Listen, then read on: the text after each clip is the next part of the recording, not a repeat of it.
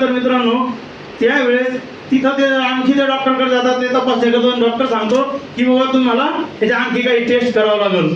त्या आजी त्यावेळेस रडून सांगतात की बाबा आणखी मला किती याच्या टेस्ट करावं लागणार आहे.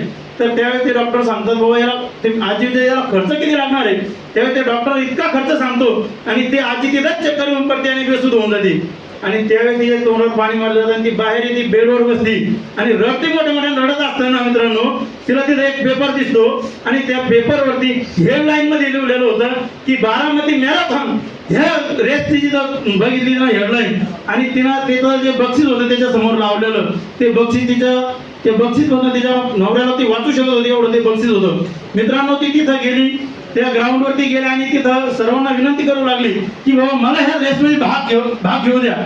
ती सर्वांना सांगू लागली. त्यावेळेस तिला सगळे हसू लागले, बाबा ही म्हातारी आहे, 65 वर्षाची म्हातारी काय भाग घेणार आहे आणि काय कळणार आहे. पण त्यावेळेस मित्रांनो तिची धडपड बघून ती रडायला लागली, हे करायला लागली. तिथल्या अधिकारी लोकांनी तिला चान्स दिला, जाऊ द्या म्हणती जे म्हातारी तर चलायला चान्स देऊ.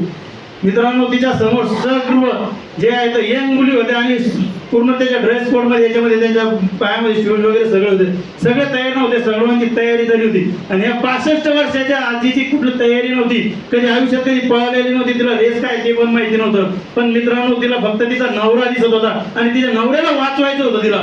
आणि त्या नवऱ्याला वाचवण्यासाठी ज्यावेळेस ती रेस मध्ये उतरली मित्रांनो आस्ती पळाली मित्रांनो ती आणि ती रेस जिंकून गेली. मित्रांनो बघा, जर कधी आपलं विजन आणि आपलं गोल जर कधी असं मला करायचंय तर आपण 100% करू शकतो.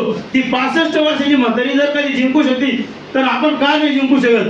तर त्याच्यासाठी आपलं हे गोल खूप महत्वाचं आहे. तर मी आता सुद्धा माझ्या मुलीसाठी मी माझं स्वप्न घेतलेलं आहे आणि ते स्वप्न म्हणजे माझ्या मुलीचं लग्न मी असं करणार आहे मित्रांनो.